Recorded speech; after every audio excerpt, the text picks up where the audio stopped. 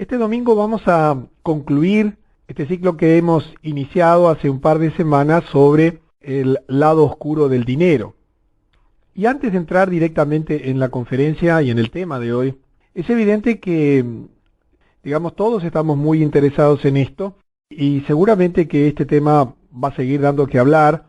Se está produciendo una revelación, una información a toda la gente que quiera saberlo sobre esta situación. Esta frase y esta pregunta con la cual iniciamos nuestra conferencia es una pregunta muy profunda. ¿Los bancos prestan dinero? Quizás esa sea tu cultura, tu creencia. Quizás tú que estás en cualquier país del mundo y quizás has tomado alguna vez un préstamo bancario o sabes la operativa de los bancos, tú piensas que los bancos prestan dinero. Pero si ya has tenido oportunidad de escuchar las dos conferencias anteriores, sabes que los bancos no prestan dinero, sino que lo que los bancos prestan es crédito, es nada.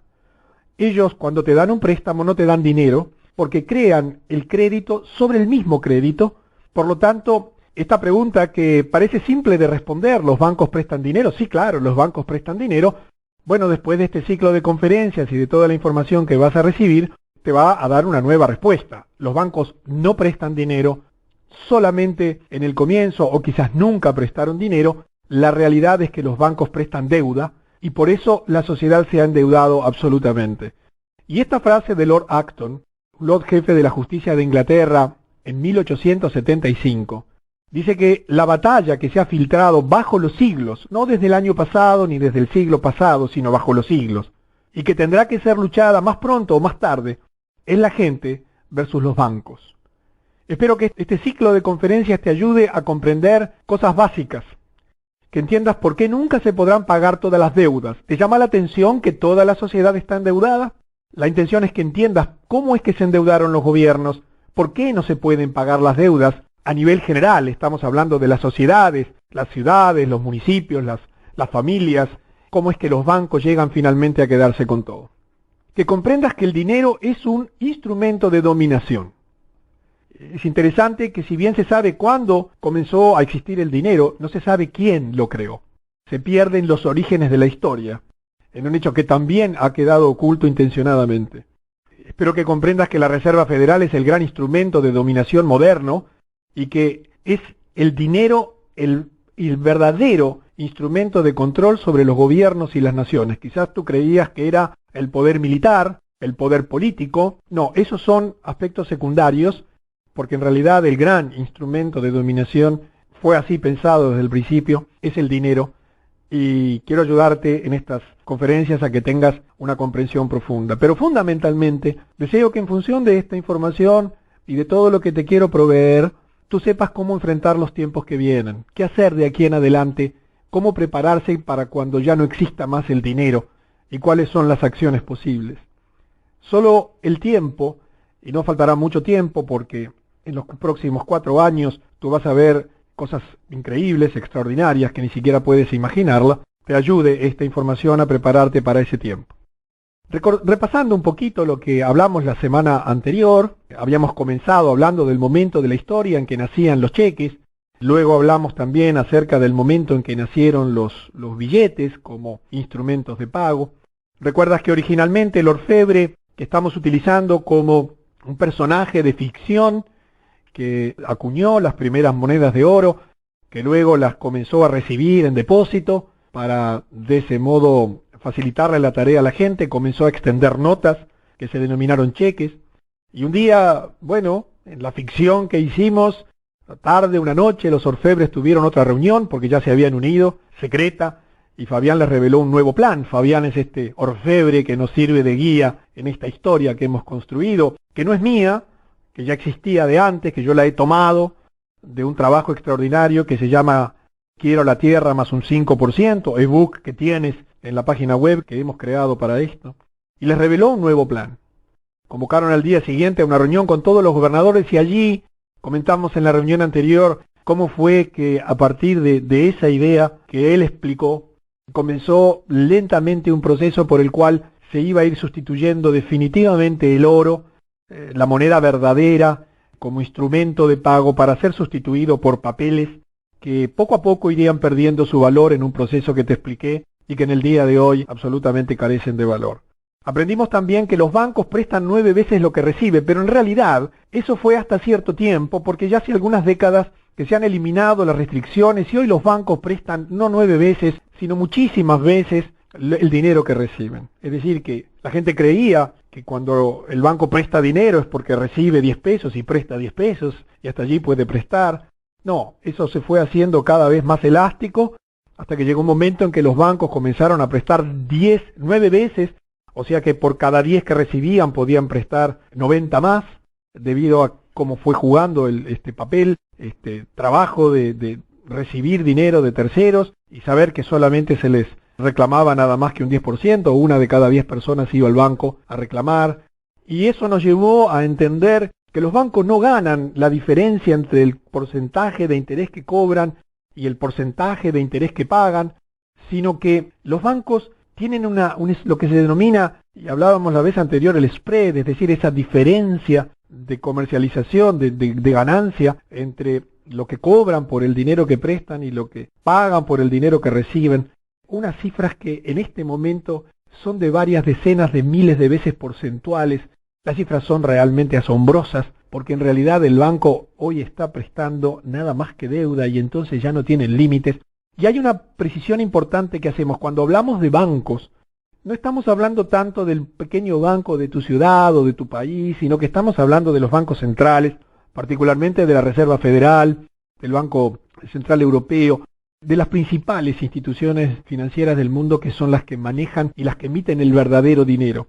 En la web vas a tener un reportaje a Ramiro Cortés, que yo te pido que lo escuches con atención, porque él allí explica perfectamente cómo es el mecanismo por el cual se produce este método, por el cual las personas y los bancos no pueden imprimir dinero verdadero si no tienen la contrapartida de dólares. En fin, es una historia compleja técnicamente que en ese audio está muy bien explicado. Así que esa precisión es importante. Estamos hablando de los bancos principales, que son los que verdaderamente emiten la moneda con la que funciona el mundo, que es el dólar. En determinado momento el sistema había crecido, ya algunas personas habían comenzado a darse cuenta de que esto estaba mal planteado, y entonces comenzó todo un proceso de ocultar el fraude, nació la economía financiera y el concepto de credibilidad. Obviamente, este mundo está en crisis financieramente porque se ha perdido la credibilidad. La gente ya comprende que la moneda no tiene valor.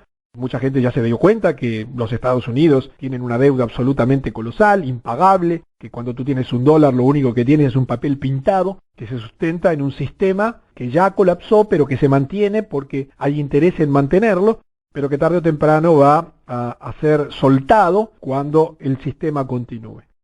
Explicábamos también por qué hay una constante alza de precios, cómo en el esfuerzo de pagar los intereses que nunca se habían creado como moneda, como valor real, comenzó un proceso perverso por el cual es imposible evitar el alza de precios. El alza de precios es continua en tu sociedad y en el mundo entero, simplemente porque hay un esfuerzo constante de la sociedad por pagar lo imposible, por pagar el interés.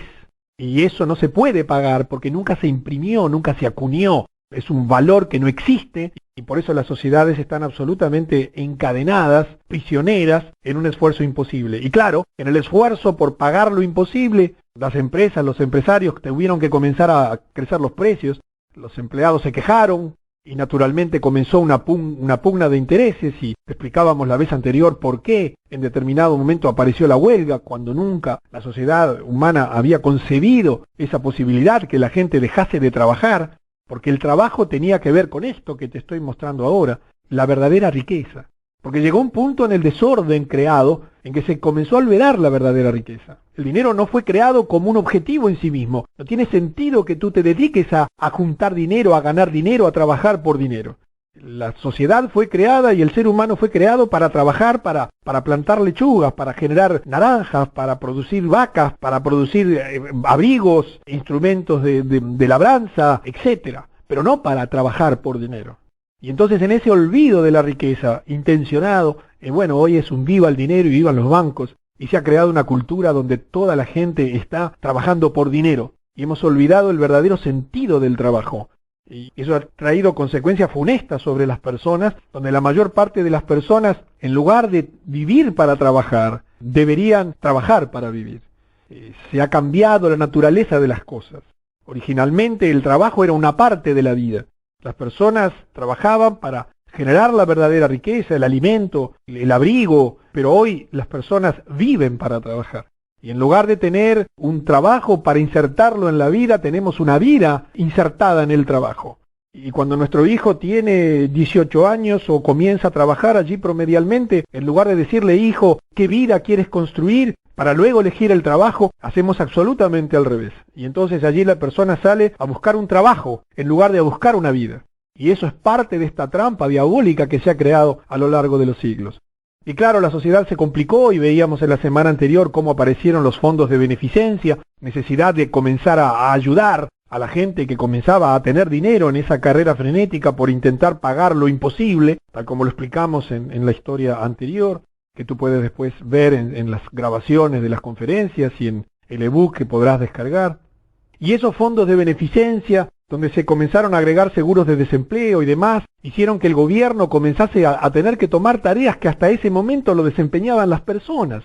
El gobierno, hasta que este problema comenzó, se dedicaba simplemente a regular las relaciones para que no hubiera abusos, pero nadie imaginaba que el gobierno se iba a encargar de cosas como la salud de las personas o la educación de las personas o ocuparse de cuando una persona no tenía trabajo, porque eso no existía antes. El interés que había oculto detrás de todo esto hizo comenzar a crecer el costo y el tamaño de los gobiernos, y allí aparecieron los empleados públicos, y llegó un punto en que los gobiernos tuvieron hasta que comenzar a crear impuestos y a endeudarse para poder financiar sus actividades, y hoy tenemos estados y gobiernos absolutamente desproporcionados a las necesidades de las personas, que invaden nuestras vidas, donde hemos desordenado la sociedad, o nos han, mejor dicho, desordenado la sociedad, sintiendo que nosotros somos prisioneros de un sistema que no entendemos ni siquiera cómo funciona. Y hasta allí habíamos llegado, en un momento de gran dificultad, donde, bueno, las cosas habían comenzado a complicarse. Entonces los gobernantes, desesperados ya por las dificultades, comenzaron a buscar soluciones. Y allí, claro, aparecía siempre Fabián, el dueño del dinero, aquel que tenía soluciones para todo, que ya era respetado, que ya tenía la riqueza acumulada a lo largo de siglos. Y entonces este orfebre, este Fabián, este conjunto de personas que habían iniciado esto muchos siglos atrás, que transferían en sus familias por generaciones y generaciones que llegan hasta nuestros días, les propuso una solución. Y aquí ya entramos en el tema de esta última tercera conferencia. Bien, dijo él, la única manera de balancear las cosas es tomar el exceso de riqueza de los ricos y darla a los pobres. Introduzcan un sistema de impuestos. Cuanto más un hombre tiene, más debe pagar. ¿Te suena conocido? Quizás en tu país hace tiempo que existe esto. Aunque el año pasado aquí en nuestro país el gobierno nuestro comenzó por primera vez a aplicar el impuesto a la renta. Y no sabes la discusión que se crea, porque claro, cualquier persona sensata dice, pero el impuesto a la renta es de lo más perverso que existe. ¿Cómo puede ser esto? ¿En qué momento? Hoy quizás tú culturalmente no te des cuenta porque estás tan acostumbrado que hasta aceptas justificaciones de los economistas y de los financistas y de quienes están puestos por el gobierno allí con buena intención. Pero en el inicio, esto era una blasfemia, esto era una ofensa. ¿Cómo el Estado podía meterse en mi bolsillo a decirme que yo, que trabajaba dignamente la tierra o las artes o lo que fuere, tenía que pagar impuestos para financiar a qué y a quiénes? Hasta ese momento las familias eran independientes, las personas eran libres, y entonces comenzó aquí todo un sistema donde Fabián con inteligencia dijo, recojan los impuestos de cada persona según su capacidad. Y hoy dirían capacidad contributiva, y den a cada uno según su necesidad. Todo sonaba lógico. Las escuelas y los hospitales deben ser gratuitas para los que no puedan permitírselos. ¿Te suena conocido? Claro que sí, porque esto se ha ido extendiendo a toda la sociedad. Y aparece un elemento que hubo que unir, la justicia tributaria, porque claro, había que hacerlo obligatorio. Esos gobernantes en ese momento salieron de la reunión y sin hacer mucho análisis sobre la filosofía de Fabián, porque ya estaban en un proceso de deuda, de dificultad para pagar, que veían que crecía y crecía sus gobiernos y las necesidades y los problemas de la gente, introdujeron el impuesto graduado sobre la renta. Cuanto más usted gana, más alta es su imposición fiscal. A nadie le gustó esto. pero o pagaban los impuestos o iban a la cárcel. El sistema comenzó a cerrarse sobre las personas. La justicia tributaria comenzó a ser un sistema coercitivo donde comenzó a presionarse a la gente para que aportara a un sistema del cual él no tenía nada que ver.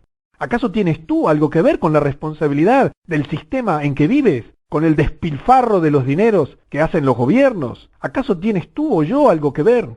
¿Por qué hay que tributar para contribuir a quién? ¿A la sociedad? No, porque tú sabes muy bien que esos dineros no van a la sociedad, van a un grupo, van a no sabes dónde, porque nunca llega a ti de vuelta. Y claro, comenzó un proceso de endeudamiento permanente. Él en ese momento les dio una larga charla sobre grandes ideales y acabó diciendo, oh, a propósito, no se olvide que me deben dinero. Han estado pidiendo prestado por mucho tiempo. Mira la perversión del planteo. Lo menos que puedo hacer para ayudar es, como una atención para ustedes, que solo me paguen el interés. Dejaremos el capital como deuda, solo paguen el interés. Y allí la tuerca del sistema comenzó a oprimir duramente. Fíjate que, si tú has escuchado en las conferencias anteriores que ya sabes cómo se generó esto, en pocos siglos se había llegado a un sistema en el cual ya era imposible pagar la deuda, y cuando entres en la web que te he preparado tendrás un video de 6 minutos que te explica de una manera extraordinaria cómo pasó el proceso. Y claro, en el momento en que Fabián y sus sociedades secretas se dieron cuenta que ya estaba armado el esquema, había llegado el momento de este gran paso. Dejemos el capital como deuda, solo paguen el interés. Y allí aparece la deuda permanente. Por eso es que tu país debe, y el mío debe, y mi ciudad debe, y las familias debemos, y las sociedades están absolutamente endeudadas. Porque llegó el momento en que la perversión del sistema, la complejidad del sistema, la intención del sistema era crear este momento de la historia. Un momento en el que las sociedades trabajan para pagar el interés que se acumula sobre interés en un concepto de exponencialidad que termina expropiando los países, haciendo que todos deban todo y que estamos siempre pagando intereses sobre intereses. Y ni te digo si te atrasas porque además te castigan con moras. Y claro, en ese proceso vil, ¿qué otra cosa iba a ocurrir que esto? Aumentos y más aumentos, porque el ciclo siempre se está autoalimentando. El ciclo siempre está haciendo que la situación sea cada vez más grave. Por eso es que el alza de precios es sostenida a lo largo de la historia en todas las sociedades. No tiene que ver con lo que haga tu gobierno. Tu gobierno podrá hacer que en vez de ser un 20 sea un 10 o en vez de un 10 sea un 3%, pero no puede escapar a la perversión de la inflación. ¿Por qué? Porque en la esencia del sistema está que estamos trabajando por una deuda impagable. Estamos trabajando para pagar un dinero que nunca fue creado. Y en el desorden que eso creó, se generaron todos este tipo de problemas y llegó un punto en el que la desesperación comenzó a introducir distintos modelos económicos para tratar de controlar estas cosas. Los nuevos impuestos forzaron a los comerciantes nuevamente a subir sus precios. Los asalariados exigieron salarios más altos, claro, lo que causó que muchas empresas cerraran o que sustituyeran hombres por maquinaria. Esto causó desempleo adicional y forzó al gobierno a introducir más esquemas de beneficencia y más seguros de desempleo. ¿Te suena conocido? Si tú miras el desenvolvimiento de los hechos, ves que este es un proceso creciente, parece no tener fin. ¿Cómo es posible que no se le encuentre fin en ningún lugar? ¿Cómo es posible que aún en las sociedades que están mejor económicamente, los países que hoy se toman como modelos de finanzas y de cuidado en las finanzas y de producción, igual tienen inflación e igual tienen dificultades? Y allí comienzan experiencias y procesos que seguramente los has vivido en tu país, como yo aquí en el mío. Controles de salarios, controles de precios y de otros para tratar de solucionar lo imposible. Porque esto es como tapar una olla hirviendo sin apagar el fuego que genera la temperatura y la ebullición. Y más impuestos. Y más impuestos porque había algo en la esencia del sistema que impedía detener este ciclo perverso que así había sido diseñado y que así había ido perfeccionándose con el correr de los siglos. Este sistema fue creando una situación de dificultad creciente porque imagínate un sistema que se va autoalimentando donde cada vez las cosas son más difíciles. Se fijaron tarifas, se implementaron otros mecanismos de protección para resguardar algunas industrias y que se mantuvieran dando empleo. Debe pasar en tu país. Algunas personas se preguntaban si el propósito de la producción era producir mercancías o simplemente producir empleo. Hemos perdido la noción de lo que hacemos en el planeta. Estamos aquí para extender un jardín. Estamos aquí para amarnos. Estamos aquí para producir. ¿Qué producimos? Abrigo, alimentación, educación, confort, bienestar, no deudas. No se crea una industria para proveer empleo. Hoy festejan la creación de las industrias para proveer empleo. Festejemos la creación de una industria para proveer servicios y productos útiles. El empleo no debería ser un problema en un mundo donde la abundancia sobreabunda. Mientras las cosas se ponían peores, intentaron el control del salario, el control de los precios y toda clase de controles. El gobierno intentó conseguir más dinero con un impuesto a las ventas porque ya no alcanzaba el impuesto a la renta. Entonces vamos a gravar el consumo y ya aparece el impuesto a las ventas, los aportes patronales, los aportes salariales y toda clase de impuestos. No hay ya límites para la imaginación de ver a quién gravamos y cómo los castigamos. Alguien observó que en el camino desde la cosecha del trigo hasta la mesa de los hogares había cerca de 50 impuestos sobre el pan. No sé cómo es en tu ciudad, pero esto es absurdo en esencia. En un mundo donde todos los días crece el trigo, en el mundo donde sobreabunda el alimento que está mal distribuido, ¿cómo es posible que esto haya ocurrido? ¿Cómo es posible que no nos hubiéramos dado cuenta? Y entonces, en la intención de explicar lo imposible, nacen los expertos en finanzas, los ajustes fiscales, las reestructuras. Inclusive los expertos se presentaron en algunos lugares y hasta son elegidos en algunos lugares para gobernar. Pero después de cada reunión anual, no sé si pasa en tu país, seguro que sí, aparecían sin soluciones. A excepción de la noticia de que los impuestos debían ser reestructurados. ¿Han habido reestructuras en tus países? En tu país, en el mío siempre. Pero siempre luego de las reestructuraciones la suma del total de impuestos aumentaba. Nunca sucede que bajen. ¿No te parece absurda esta situación? ¿Qué tiene que ver con el ministro de Economía actual? En tu país, ¿es de izquierda o de derecha? Y el que estaba antes, ¿era del centro o del costado? ¿Cómo es posible que a todos les pase lo mismo? ¿Se confabulan para el mal, para hacernos daño?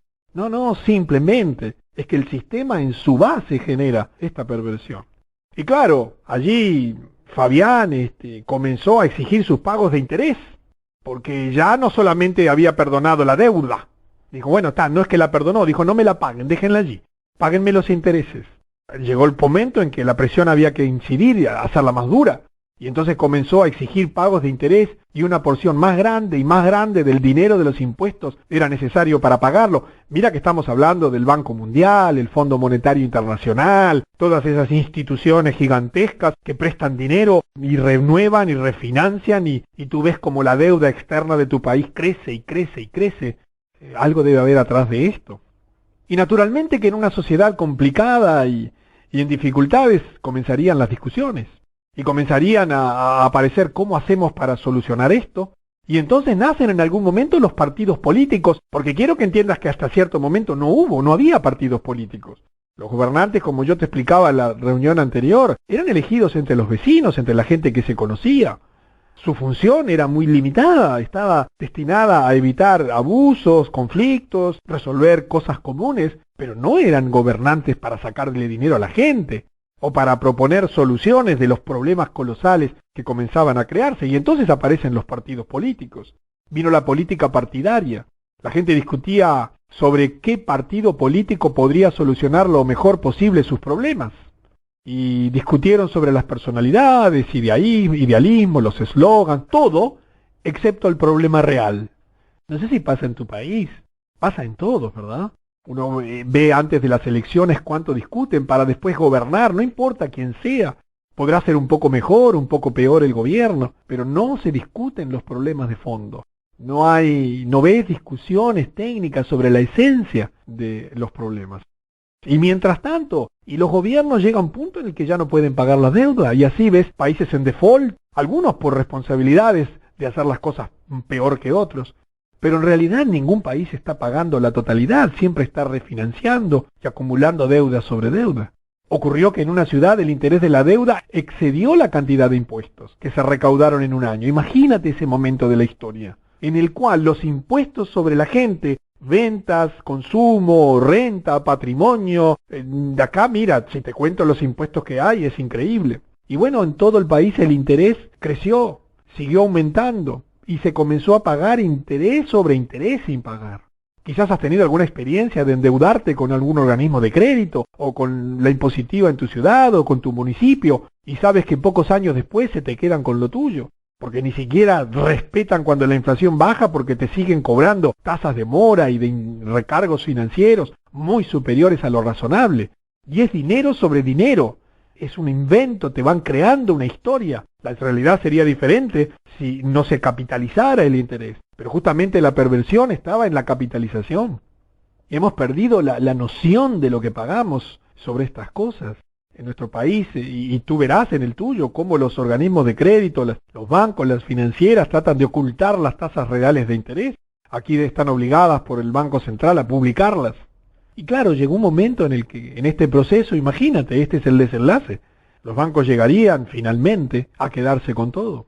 Gradualmente, mucha de la riqueza real del país fue comprada o controlada por Fabián y sus amigos, y con ello vino el mayor control sobre la gente. Quiero que entiendas que por eso aparecen las fusiones, y cada vez las empresas son más grandes y más colosales. ¿Por qué? Porque los que verdaderamente detentan el poder se van quedando con todo, van comprándolo todo, porque son ellos los que tienen el control de la deuda y el endeudamiento de los países, de las ciudades, de las empresas, y manejan las bolsas y las finanzas de todo el mundo. Emiten el dinero, por lo tanto pueden comprar lo que quieren. Y verás en tu país cómo hay una concentración creciente del poder. ¿Cómo es que eso puede suceder? No estamos en el planeta para eso. No fuimos creados con la finalidad de explotarnos vilmente unos a otros.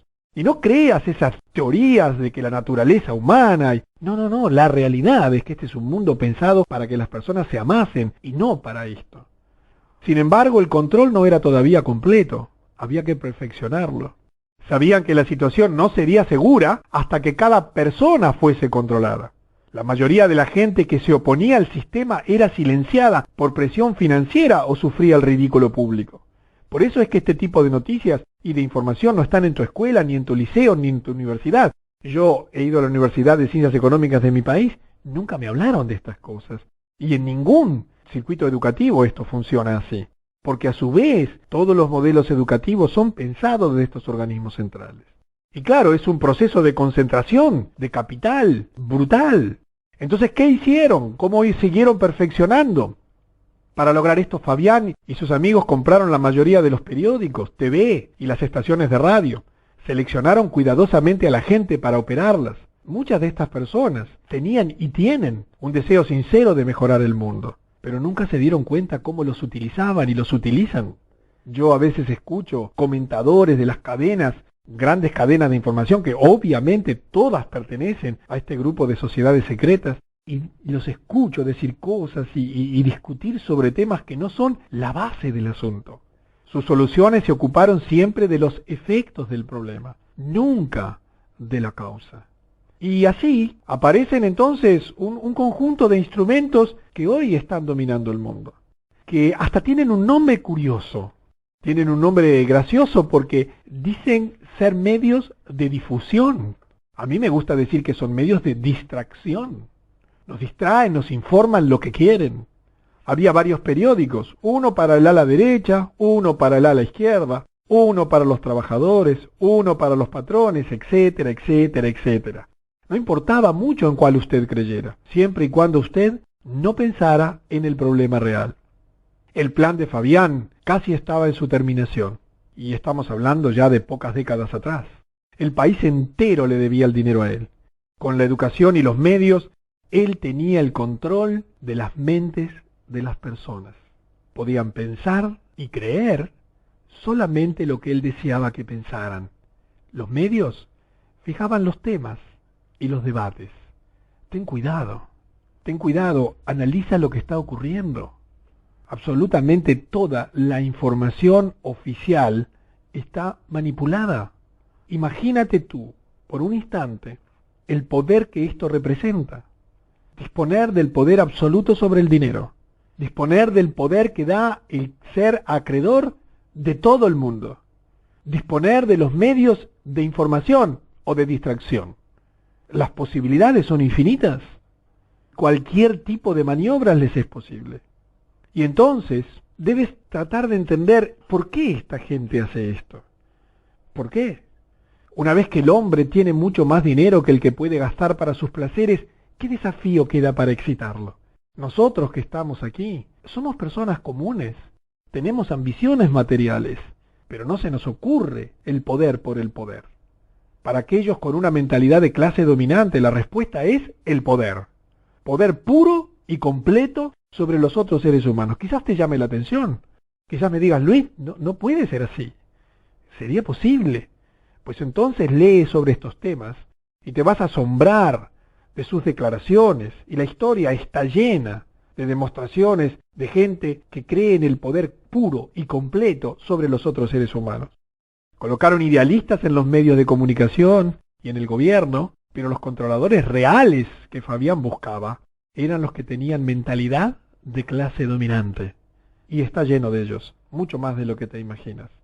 El proceso se ha ido perfeccionando, el poder por el poder. La mayoría de los orfebres se habían dirigido por este camino. Conocían la sensación de gran abundancia, pero ya no los satisfacía. Necesitaban desafíos y emoción, y el poder sobre las masas se convirtió en el gran juego. Creyeron que eran superiores a todos los demás. Es nuestro derecho y nuestro deber gobernar. Las masas no saben qué es bueno para ellos. Necesitan ser dirigidos y organizados. Gobernar es nuestro derecho de nacimiento. ¿Crees que no hay personas que piensan así? Pues todas estas personas que integran estas sociedades secretas, que integran en este poder acumulado, piensan exactamente así. Gobernar es nuestro derecho de nacimiento. Por eso transfieren de familia a familia, de generación en generación, casándose entre ellos, manteniéndose unidos, para transformar en realidad un poder acumulado a lo largo de la historia.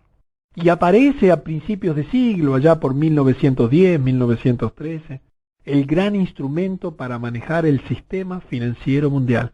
No sé si sabes la historia de la Reserva Federal. Por ejemplo, quizás tú creas que los dólares los emite el gobierno americano. Estoy seguro que la mayoría de ustedes cree que los dólares en Estados Unidos los emite una imprenta del gobierno. Pues no es así. El dólar que tienes en tu bolsillo lo imprime una institución privada de bancos privados que se llama la Reserva Federal, en cuyo directorio, desde su constitución en 1910, nunca intervino ningún funcionario del gobierno. ¿Qué sientes? ¿Qué piensas? Infórmate. En el reportaje que tienes de Ramiro Cortés, tienes una descripción precisa de esto y luego lo continúa Paul Koch en la segunda parte del reportaje. Imagínate un momento de la historia en que a espalda del gobierno, en que a espalda de los senadores, diputados, se constituye esto y se transforma en el verdadero poder dominador de este edificio, en ese lugar, allí en la Reserva Federal, dependen los bancos centrales de todo el mundo. Y allí aparece entonces, y vamos a analizarlo un poquito en detalle, cómo funciona, o cómo es básicamente este instrumento para manejar el sistema financiero mundial. A través del país, Fabián y sus amigos poseían muchas oficinas de préstamos. Es cierto que eran de propiedad privada y de diferentes dueños. En teoría estaban en competencia unos con otros. Tú ves luchar al Citibank con el Chase Manhattan y con el Deutsche Bank y con el Banca Morgan y con el Rothschild, y tú crees que son bancos en competencia. En teoría estaban en competencias unos con otros, pero en realidad todos ellos trabajan juntos. Después de persuadir a algunos de los gobernadores, instalaron una institución que llamaron la Reserva Central del Dinero. Ni siquiera usaron su propio dinero para hacer esto. Crearon crédito contra una parte de los depósitos de la gente, en un proceso que te expliqué, pero que es bueno que repases en los materiales que tienes disponibles en la web. Esta institución parecía regular la fuente del dinero, y parece ser una institución perteneciente al gobierno, es lo que la mayoría del mundo cree. Pero extrañamente, no se permitió a ningún gobernador o servidor público ingresar a la junta directiva. El gobierno dejó de pedir prestado directamente de Fabián, pero comenzó a utilizar un sistema de bonos del Estado, contra la Reserva General del Dinero. La garantía ofrecida era el rédito estimado de los impuestos del año próximo. Imagínate la situación actual. Vamos a hacer una digresión por un instante. En este momento, la gente se refugia en el dólar, se refugia en los bonos del Tesoro de los Estados Unidos, el país con más deuda en el mundo, absolutamente impagable. ¿Entiendes la locura del mundo actual? ¿Cómo es posible que la gente encuentre refugio en un papel que no vale absolutamente nada y en un gobierno quebrado? Simplemente porque han hecho toda una instrumentación de poder económico, político, financiero, de información, y la gente no tiene a dónde ya ir. ¿Entiendes que no hay escape? La trampa está tan perfecta que ni siquiera puedes escapar. Debes refugiarte en una moneda sin valor. Esto estaba en línea con el plan de Fabián. Alejar las sospechas de su persona y dirigir la atención hacia una aparente institución del gobierno detrás de la escena. Él todavía estaba en control. Yo te pregunto, en tu país, ¿cuándo hay un debate sobre el papel de los bancos centrales? Tú escuchas discusión de sueldos, salarios, peleas entre cámaras de industria, cámaras de comercio, sindicatos, pero ¿cuándo ves a los verdaderos causantes del problema? Están allí en las sombras, financiándolos a todos. Gobiernos, sindicatos, patronales, enseñanza, educación, artes, en todo ellos influencian con su dinero. Así es que se ejerce el verdadero control sobre los gobiernos y sobre las naciones. Indirectamente, Fabián tenía tal control sobre el gobierno que ellos estaban obligados a seguir sus instrucciones. ¿Cuántas veces has visto pelear a los pueblos contra el Fondo Monetario Internacional, el Banco Mundial y todas esas grandes instituciones crediticias? ¿Cuántas veces has recibido en tu país comitivas de directivos de esos organismos a venir a poner imposiciones o a establecer controles de tu país? Él solía jactarse: déjenme controlar el dinero de una nación y no me importa quién haga las leyes. No importaba mucho qué partido fuera elegido para gobernar. Fabián tenía el control del dinero, la sangre vital de la nación. El gobierno obtuvo el dinero, pero el interés fue cargado siempre en cada préstamo. Más y más se gastaba en esquemas de beneficencia y en seguros de desempleo, y no pasó mucho tiempo antes de que el gobierno encontrara difícil inclusive pagar el interés. Ya ni hablemos del capital, como lo habíamos visto en algún momento anterior. Y se va perfeccionando así este control. Pero todavía había gente que se preguntaba: ¿el dinero es un sistema hecho por el hombre? Seguramente puede ser ajustado para ponerlo al servicio de la gente, y no que la gente esté al servicio del dinero, porque originalmente el dinero fue creado como un instrumento de medida, para relacionar de una manera práctica y de sentido común y eficiente los valores relativos de las cosas para poder ser intercambiados entre quienes los producían. Pero cada vez hay menos personas que se hacen esta pregunta, y sus voces se perdieron en la loca búsqueda del dinero inexistente para pagar el interés. Ya hoy nadie habla de estas cosas. En tu ciudad, los gobernantes no discuten estas cosas, simplemente le buscan soluciones. Le buscan soluciones para ver cómo hacemos para pagar lo que debemos. Y por supuesto que hay una cultura de pagar obligaciones, porque eso está en la naturaleza de las personas, es lo correcto. Pero la perversión de este sistema hace que, aprovechando esa cultura, que es parte de nuestra esencia, nos veamos obligados a un imposible. Y estamos llegando a la fase final del siniestro plan: dominarlo todo, eliminando el dinero. Esa será la última fase de este plan. Ya han comenzado. Los gobiernos cambiaron, los partidos políticos cambiaron, pero las políticas de base continuaban. Sin importar qué gobierno estaba en el poder, la meta final de Fabián se acercaba más y más cada año. Las políticas de la gente no significaban nada. La gente pagaba impuestos al límite, no podían pagar más. Maduraba el momento para el movimiento final de Fabián. 10% del dinero todavía estaba en forma de billetes y monedas. Tan solo 10%, en realidad es mucho menos. Esto tenía que ser suprimido, de manera tal de no despertar sospecha. Mientras la gente utilizara efectivo, estaría libre para comprar y vender como quisiera. En ese caso, la gente todavía tenía cierto control de sus propias vidas. No sé si necesitas que te repita, porque es tan moderno esto, es tan cercano a ti. Estás tan acostumbrado y acostumbrada, porque no estamos hablando de las personas de siglos anteriores. Estamos hablando de algo que está ocurriendo en nuestro tiempo. Piensa que 10% del dinero todavía está en la forma de billetes y monedas. En realidad, hoy es un porcentaje ínfimo del total de la masa monetaria del mundo, lo que realmente son billetes y monedas. Pero esto hay que suprimirlo, porque el proceso final es que hasta sin dinero te van a dejar. Y entonces han comenzado el proceso. Y seguramente con el instrumento que yo te voy a mostrar ahora, tú inmediatamente te vas a dar cuenta de cómo este proceso ya comenzó hace algunas décadas. Las tarjetas de crédito. No era siempre seguro llevar billetes y monedas. ¿Verdad que no? La inseguridad hoy hace que la gente prefiera no tener efectivo. Los cheques no eran aceptados fuera del país, además. El cheque de un país de América del Sur no es aceptado en otro. Y por lo tanto Fabián encontró una nueva oportunidad, un sistema aún más conveniente. Fabián tenía de nuevo la respuesta. Su organización le dio a cada uno una tarjeta plástica. ¿Sabes quién está detrás de Mastercard? ¿De Visa?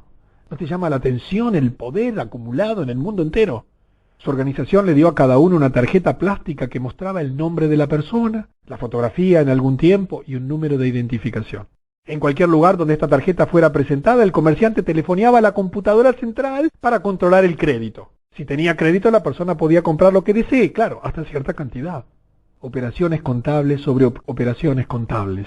Dinero que no existe y que permite comprar y comprar y comprar y vender sin límites globales. Y así tenemos una sociedad como la de Estados Unidos, endeudada en cifras absolutamente impagables por las familias, por las empresas, donde las tarjetas de crédito son una verdadera trampa. Al principio a la gente se le permitió gastar una cantidad pequeña en crédito. Y si esto se pagaba dentro del mismo mes, no se cobraba ningún interés. Fíjate que antes las deudas eran anuales. Ahora se acumulan mes a mes el interés también. Esto estaba muy bien para el asalariado. Pero ¿qué pasaría con los empresarios? Ellos tenían que instalar maquinaria, fabricar las mercancías, pagar los salarios, etc., vender todas sus mercaderías y recién pagar el crédito.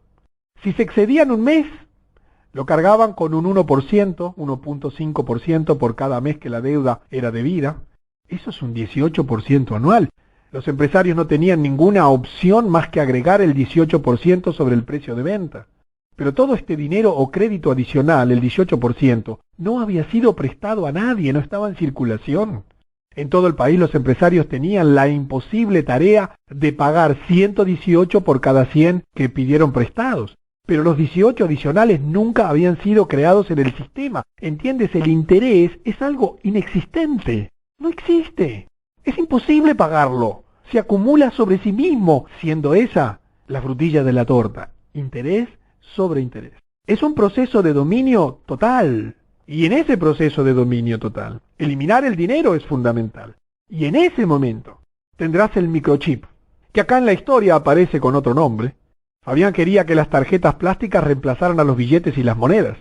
Su plan era que cuando todos los billetes fueran retirados, solo los negocios que usaran el sistema de tarjeta contra la computadora central podrían funcionar. Ese es su gran proyecto. Él planeó que eventualmente alguna gente perdería sus tarjetas y estaría entonces imposibilitada de comprar o vender nada hasta que se hiciera una prueba de identidad. Imagínate, ¿te pasa eso? Has perdido una tarjeta de crédito y tú sabes que allí comienza un proceso complejo. Él quería imponer una ley que le daría el control total. Una ley obligando a todos a tener su número de identificación tatuado en la mano. En realidad es con un microchip. El número sería visible solo bajo una luz especial, conectada a una computadora.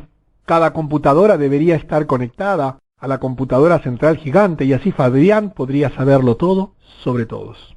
Estamos de esto mucho más cerca de lo que tú te puedes imaginar. El control total en el momento que no esté el dinero. La historia que has leído, que te he contado, es por supuesto una historia de ficción. Los personajes o el personaje central es de ficción. Pero si la encuentras preocupantemente cercana a la realidad y quieres saber quién es Fabián en la vida real, un buen punto de partida es un estudio de las actividades de los orfebres ingleses en los siglos XVI y XVII. Yo no sé qué conocimiento tenías de estas cosas. La verdad es que estas cosas hoy están saliendo a luz. Es nuestra responsabilidad difundirlas, para que más y más personas puedan, enteradas, tomar decisiones adecuadas. Y me preguntarás, Luis, ¿qué puedo hacer? ¿Cuál será mi posibilidad en medio de esta situación? Debes darte cuenta que uno trata de reducir tu endeudamiento al mínimo posible, y especialmente aquellas cuentas que tengan interés.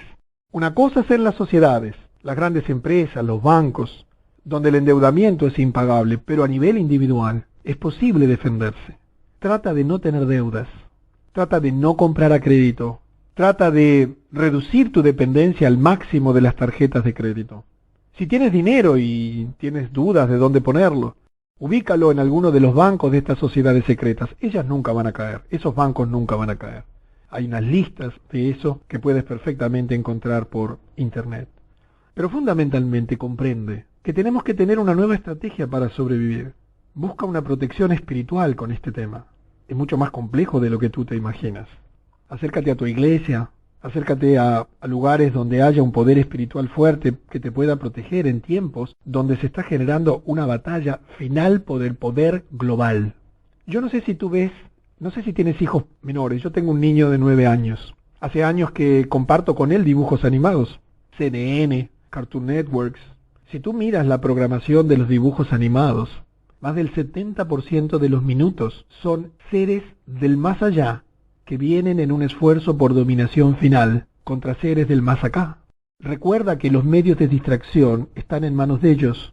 Por ahora, en la mayor parte de ellos, triunfan las fuerzas del más acá. Pero en muchos de esos juegos, triunfan las fuerzas del mal. Hay una manera de meterse, de infiltrarse en la sociedad.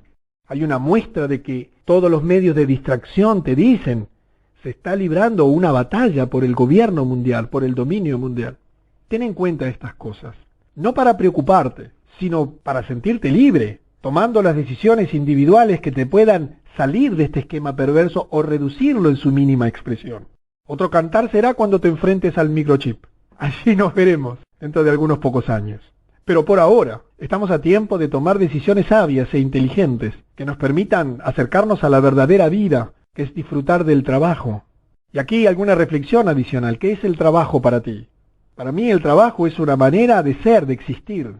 Cuando yo lavo los platos en mi hogar, no estoy lavando los platos, estoy sirviendo a mi familia. Cuando yo trabajo y limpio y ayudo en la limpieza de mi hogar, no estoy limpiando, estoy ayudando a construir una vida de familia feliz. El trabajo es parte de tu actividad en este jardín creado. Es digno y es extraordinario. Y te recuerdo una fábula muy sencilla para concluir, que tiene que ver con la dignidad y el propio sentido de la vida y de la existencia. Deja de trabajar por dinero, por favor. Trabaja por tus sueños. No olvides tus sueños a cambio de trabajar por dinero. Y así dice la historia. Habían albañiles construyendo una gran catedral. Se acercó alguien a preguntarle a uno de ellos que estaba picando piedras con dureza y le preguntó: ¿qué haces bajo el sol? Y él le dijo: ¿no lo ves? Picando piedras, sufriendo aquí en la intemperie. Y había otro haciendo la misma tarea. Y él dijo: mira, yo soy artesano y estoy allí dándole forma a las piedras duramente también bajo el sol, disfrutando a medias de su oficio. Y se acercó a otro que allí estaba trabajando y le preguntó: ¿y tú qué haces? Yo. Levantó sus brazos y dijo: estoy construyendo la casa de Dios. Que el trabajo sea para ti algo que le dé sentido y significado a la vida. Por sobre todas las cosas te pido, deja de trabajar por dinero y comienza a trabajar por tus sueños.